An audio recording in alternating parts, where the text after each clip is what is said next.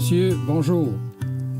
Toujours dans le cadre de la série d'émissions sur la revalorisation des résidus miniers, j'ai le plaisir de recevoir aujourd'hui le président de la compagnie qui s'appelle 3R Minéral, M. Guy Bérard. M. Bérard, bonsoir. Bonsoir. 3R Minéral, qu'est-ce que vous fabriquez, vous, comme compagnie? En réalité, on ne fabrique rien. Ah bon? On a été créé pour être capable de tourner la page sur l'ancien, sur le passé des résidus miniers. On doit valoriser les résidus miniers, valoriser les propriétés qui appartiennent à la société Asbestos et puis s'assurer de permettre un avenir, puis je dirais même de ramener la fierté dans la région avec tout l'héritage du passé vers l'avenir. Fait qu'on se tourne vers l'avenir avec les nouveaux projets.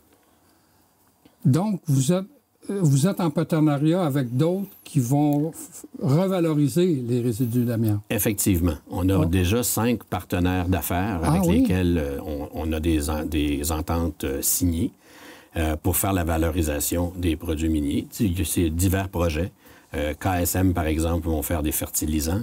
Eco2 Magnésia, là, ils vont générer de l'oxyde de magnésium ultra pur avec l'empreinte écologique la plus basse au monde dans leur domaine. Ensuite de ça, on travaille avec des entreprises on essaie de sauver la planète en séquestrant de façon permanente le CO2. Et on a 3 entreprises avec lesquelles on travaille, Planetary Technologies, ensuite Exterra Solutions Carbone, et la dernière, c'est de l'Université de Sherbrooke, SkyRenew. Bien, je vais tous les recevoir, ces gens-là, moi aussi. Oui, comme c'est gentil. Parce que j'imagine que la plupart que vous avez nommés font partie du PEVK, là. Exact. Oui. Ah bon, OK. Ce sont tous des membres du PEVK et ce sont des gens avec qui on a des ententes commerciales, comme je vous dis, pour certains sites miniers qui sont propices à leurs projets respectifs. Alors, moi, je suis allé sur votre site, là, le site web, puis c'est ça. Vous avez comme mission de réduire, revaloriser et recycler. D'où les 3 R, oui. C'est ça. Et j'ai été surpris d'apprendre que vous êtes propriétaire de 4 684 hectares sur 8 sites, notamment dans la région de Thetford, là, on parle de la MRC des Appalaches, et un peu aussi dans la MRC de la Beauce, à Tring. Exact.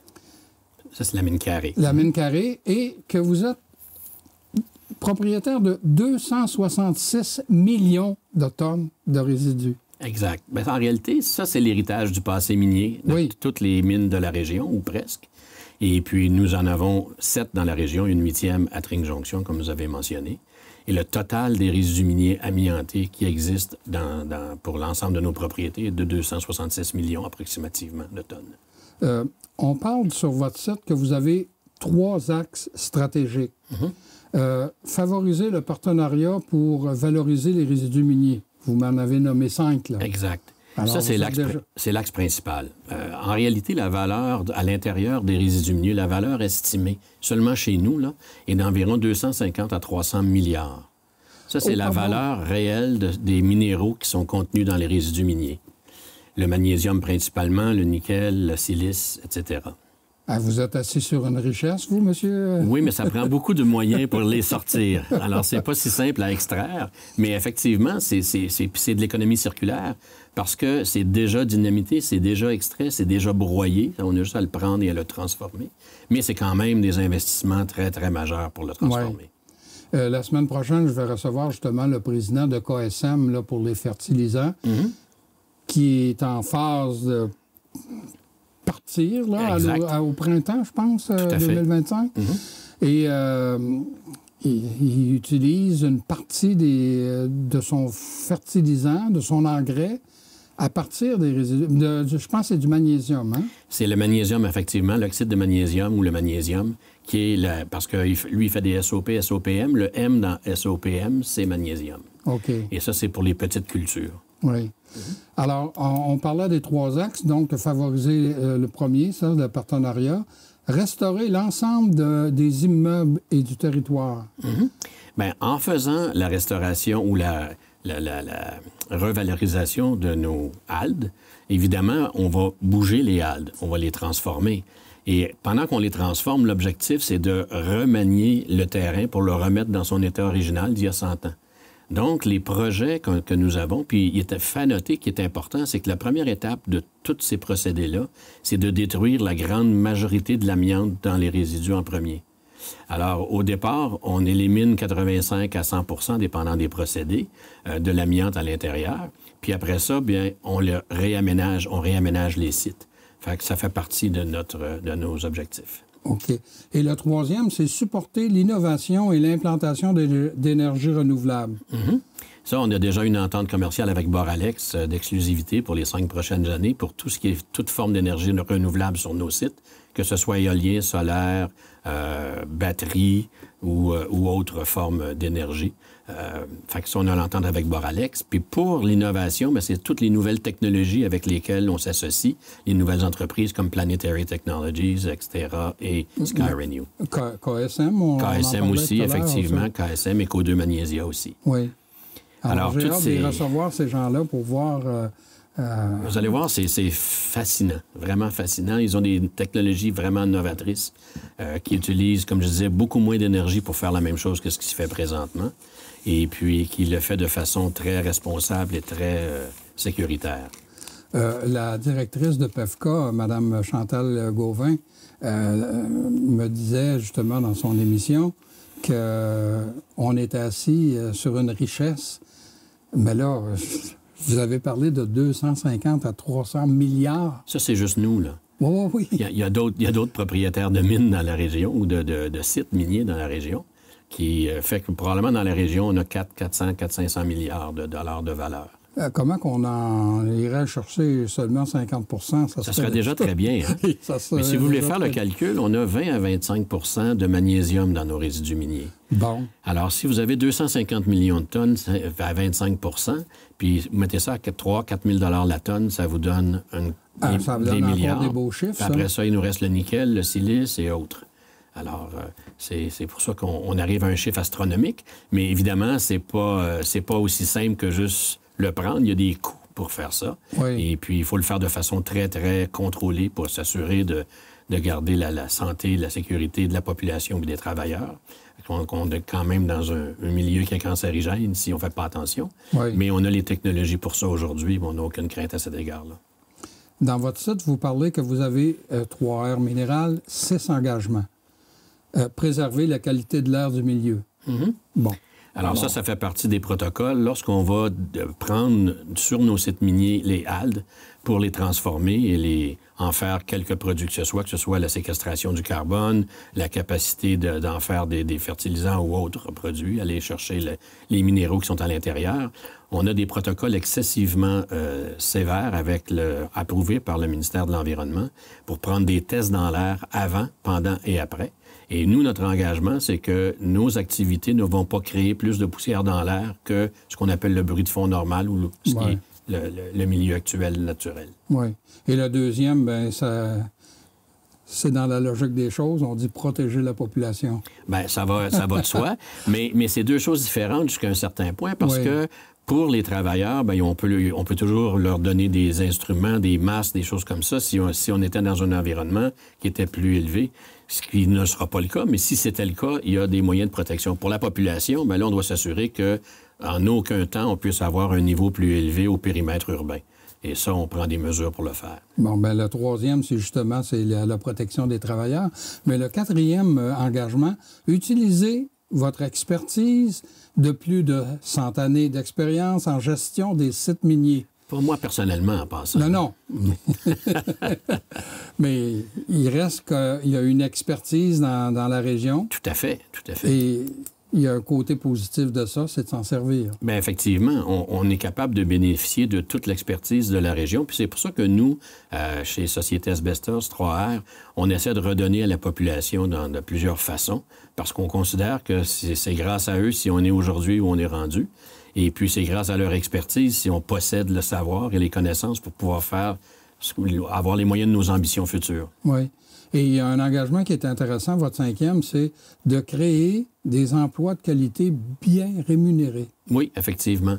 Bien, quand on parle de technologies novatrices, etc., on parle aussi de compétences un peu plus, comment dirais-je, pointues. Oui. Et ces compétences-là, bien, ça se paye à des niveaux plus élevés. Alors, c'est surtout aussi des emplois qui sont bien rémunérés, effectivement. Et le dernier, et non le moindre, participer activement à la prospérité de l'ère post-amiante. Mm-hmm. Quand je disais tantôt régénérer la fierté dans la région, je pense qu'on a on a beaucoup de choses de quoi être fier, mais ça a été tellement galvaudé de façon négative depuis plusieurs années que je pense que là, on a des bonnes nouvelles qui s'en viennent, on a de très beaux projets. Quand je vous disais sauver la planète, on va même devenir peut-être le poumon de la planète. On travaille avec Deep Sky aussi, c'est un de ceux que je n'ai pas nommé encore. Alors oui, effectivement, je pense qu'il y a moyen de faire ça. Et puis, c'est une de nos missions dans notre organisation. Et Mme Gauvin disait justement que PEVCA, ben, ça permet de regrouper les compétences, les énergies, la synergie de tout le monde pour travailler en collaboration parce qu'à un moment donné, il y a de l'aide entre les organismes et entre les compagnies qui vont se développer, là. Mais ça, c'est l'origine du PEVCA. Oui. On a créé le PEVCA parce qu'on avait commencé de façon informelle à s'échanger des choses pour être capable d'avoir une vision commune de ce qui étaient les nécessités et les besoins.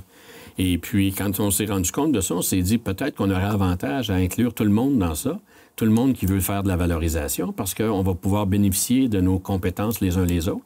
Et puis, c'est pas nécessairement des concurrents.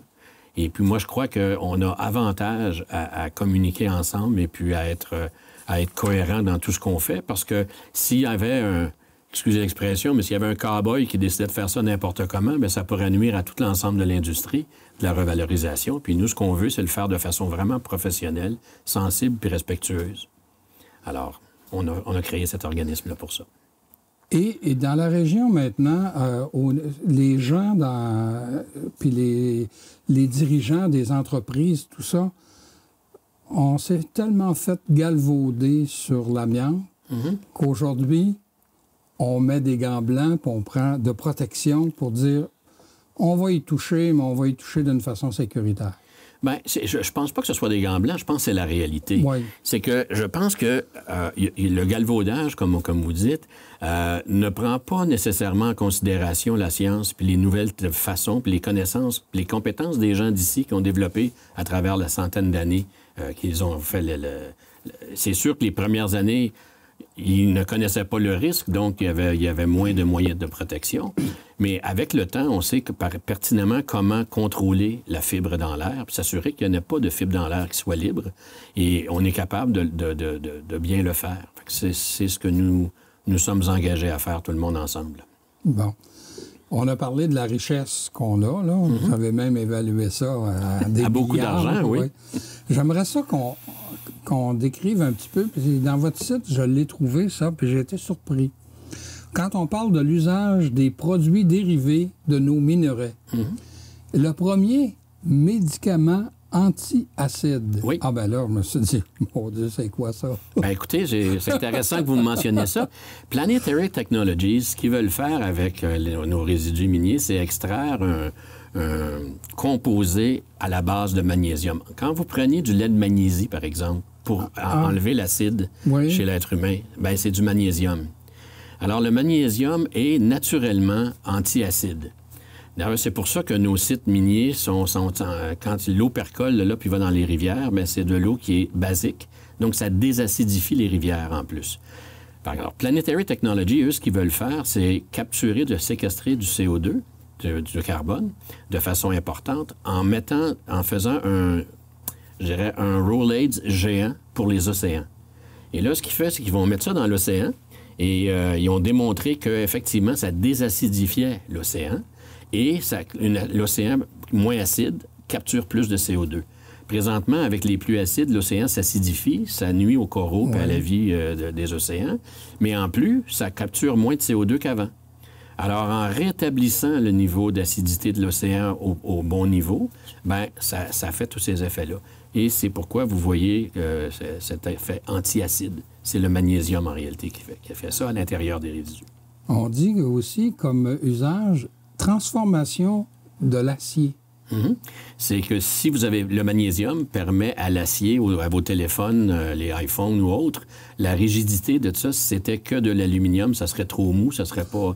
Alors, il le solidifie avec du magnésium.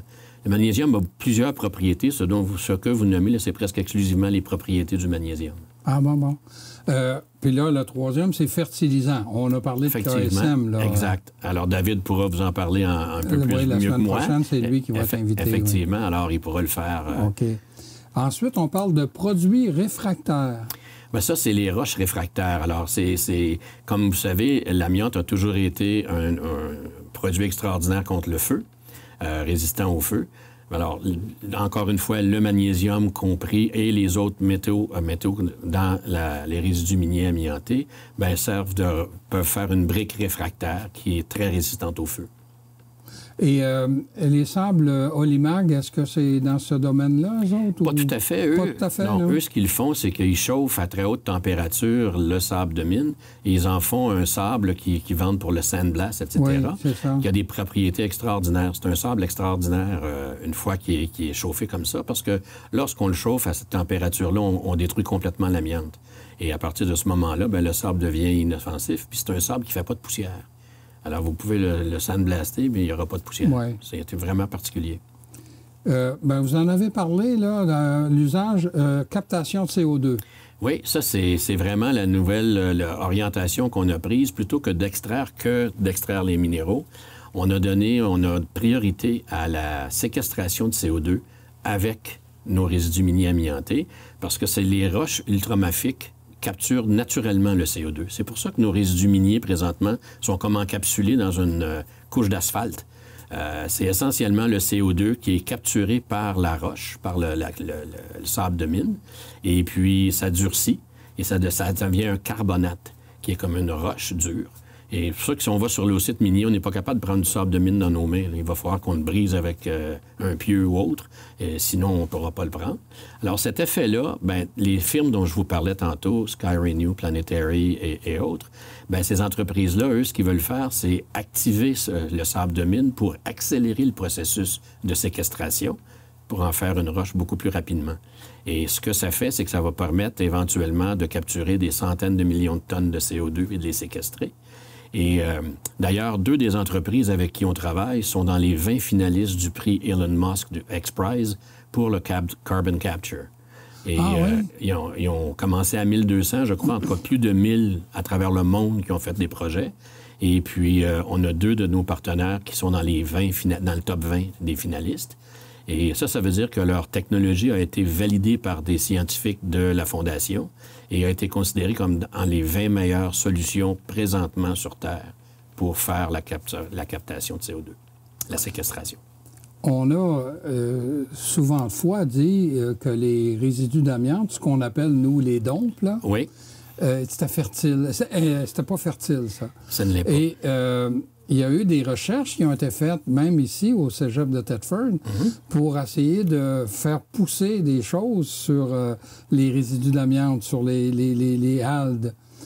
Et là, quand maintenant, on circule sur le nouveau tronçon de la route 112 qui contourne la mine Lac d'Amiante, maintenant, il y a des haldes qui sont recouvertes de végétation. Exact. Il y a des moyens de pouvoir faire ça. Nous, présentement, on a une entente avec Englobe et on revégétalise à peu près tout ce qui est pas les résidus miniers comme tels, les haldes comme tels, mais tout ce qui est le stérile, les haldes stériles. On est en train de toutes les revégétaliser au complet sur nos sites avec Englobe. Ils font un travail absolument exceptionnel, puis c'est hallucinant la vitesse à laquelle la nature reprend ses droits. Vous devriez voir la végétation qu'il y a là, la quantité de différents animaux, bibites, you name it. C'est fascinant de voir ça. Vous avez parlé beaucoup de magnésium, mais je pense qu'il y a également dans les résidus du nickel. Oui, effectivement, c'est le deuxième métaux qui est en la plus grande quantité, quoique à peu près 10 de la quantité de magnésium. Et le nickel est un produit qui va dans les batteries, effectivement. Fait que c'est un produit qui a un grand intérêt. Par contre, lorsqu'on veut l'extraire en premier, ça devient... Le coût-bénéfice ne semble pas être là à l'heure actuelle. Ah bon? Mais si on extrait en premier le magnésium, et que là, ce qui reste après, c'est le 75 % moins le magnésium, là, soudainement, dans le même procédé, ça devient rentable d'extraire et le nickel et les traces d'autres produits, parce qu'il y a une panoplie d'autres métaux à l'intérieur des résidus miniers. Justement, sur votre site, là, à un moment donné, il y a un tableau là, complet des autres métaux et minéraux. Là. Mais c'est effrayant, c'est une vraie mine d'or. C'est vraiment surprenant, effectivement, mais c'est des traces, là, majoritairement, sauf le silice. Alors, vous avez le magnésium qui a la plus grande quantité et le silice. Ensuite, vous avez le nickel. Après ça, c'est des traces. Là. Vous avez des traces d'à peu près n'importe quoi, platine et autres. Mais ce ne sont que des traces. Là. De quelle façon vous voyez l'avenir? Moi, je vois l'avenir de façon très, très positive. Je pense qu'on est rendu à un endroit où on peut vraiment tourner la page puis regarder positivement ce qu'on peut faire avec ce qui nous reste. On a des discussions avec la ville pour revitaliser des secteurs de la ville avec les sites miniers. On a certaines discussions pour justement réaménager nos sites une fois qu'on en aura extrait les valeurs. On a des discussions avec des gens absolument phénoménaux, avec des grandes idées pour être capable de faire ces choses-là. Puis je pense que c'est vraiment gagnant-gagnant. C'est bon pour la région, c'est bon pour les gens, c'est bon pour la valorisation de nos résidus miniers, puis c'est fait de façon respectueuse. Alors, je pense que c'est vraiment positif pour l'avenir. On s'en va vers un bel endroit. Puis là, on a réussi à avoir nos approbations pour notre premier projet avec tous les ministères, que ce soit le ministère des Ressources naturelles, le ministère de l'Environnement, la Santé publique, qui ont tous approuvé le protocole qu'on a mis en place. Et puis, bien là, on est tout près de commencer pour démontrer que ce qu'on dit qu'on peut faire, bien, ça peut se matérialiser de façon rentable. Parce que sur le plan gouvernemental, on ne peut pas dire qu'ils ont toujours été très ouverts par rapport à l'amiante. Bien, je vous dirais que ouvert, c'est un grand mot. Je dirais que il faut si on se met à leur place 2 secondes, ils ont peut-être pas tort, parce qu'il y a peut-être eu dans le passé certaines personnes ou organisations qui ont exagéré, puis c'est quand même quelque chose qu'on ne peut pas prendre à la légère. Fait que nous, on considère que ça a été plutôt difficile pour plusieurs raisons. On pense parfois que c'était des mauvaises raisons, sans avoir les connaissances pointues ou fines. Mais de toute façon, on est rendu ailleurs. On discute avec les gens de façon respectueuse, puis on est en train de trouver des solutions qui peuvent vraiment bien faire pour l'ensemble des parties, incluant les membres de la communauté, de la santé publique et des ministères de l'Environnement. D'ailleurs, lors de l'émission avec Mme Gauvin, elle disait que dans le langage maintenant gouvernemental, c'était pas mal vu de dire de résidus miniers amiantés. Alors qu'auparavant, le mot amiante était à proscrire. Oui, mais il est toujours toxique, hein? Parce qu'il y a quand même, je dirais, une grande majorité de la population qui considère ça éminemment toxique. Et ce l'est jusqu'à un certain point si c'est pas utilisé de la bonne façon. Ouais. Alors, tout est une question dans la vie. Il n'y a pas grand-chose qui n'est pas toxique. Hein? Même le soleil est toxique, comme on discutait plus tôt avant l'entrevue. Alors, évidemment, c'est plus... je dirais que le changement, c'est que politiquement, il y a eu le BAP. Puis suite au BAP et aux conclusions du BAP, la décision a été prise qu'il fallait valoriser, qu'il était intéressant de penser valoriser les résidus miniers. Mais pour ce faire, il faut le faire de la bonne façon, il faut le faire de façon respectueuse et de l'environnement et des gens. Puis ça, c'est l'engagement que nous avons pris au BAP et puis qu'on a à maintenir dans l'avenir. C'est pour ça que je pense que l'avenir est radieux. Et c'est de là qu'émane la création du Coalia? Coalia, c'est le CCTT, ça, il est là depuis longtemps. Vous parlez de l'ONA, l'Observatoire national de l'amiante. C'est ça, oui. Et ça, c'était une des recommandations que nous avions demandé, la Ville, les entreprises locales, etc., parce que le problème que nous avions, on disait que le mot RMA est accepté. Je vous dirais qu'il n'est pas tellement accepté. Et le problème qu'il y avait, c'est que lorsqu'on sortait des études pour démontrer que ce que nous faisions n'avait pas d'impact sur la santé ou la qualité de l'air, bien, comme c'est nous qui les faisions, on n'avait aucune crédibilité. Ah, ben oui. Parce que nous, on a un avantage commercial potentiel, donc on n'a pas de crédibilité. Mais si c'est un organisme indépendant, financé par le gouvernement, avec lequel il n'y a aucune affinité avec les entrepreneurs, les entreprises locales, bien, à ce moment-là, les études qu'ils vont aller chercher parmi les meilleurs experts au monde, bien, ils vont avoir une crédibilité, puis on va pouvoir bâtir là-dessus pour pouvoir faire l'avenir. Et ça, pour nous, c'était primordial, parce qu'on est convaincu que si on fait bien les choses, on peut les faire et on peut les faire bien, bien, il y a un bel avenir pour la valorisation. Bien, c'est très, très, très, très, très intéressant, surtout que maintenant que je sais qu'on est assis sur 250 à 300 milliards de dollars, on va dire que l'avenir est assez rose dans la région. C'est pour ça que j'ai prescrit le mot « dompe » dans mon organisation. C'est des dompes à 300 milliards, il n'y en a pas beaucoup. Alors, j'ai considéré que c'était plutôt quelque chose à valoriser. Oui.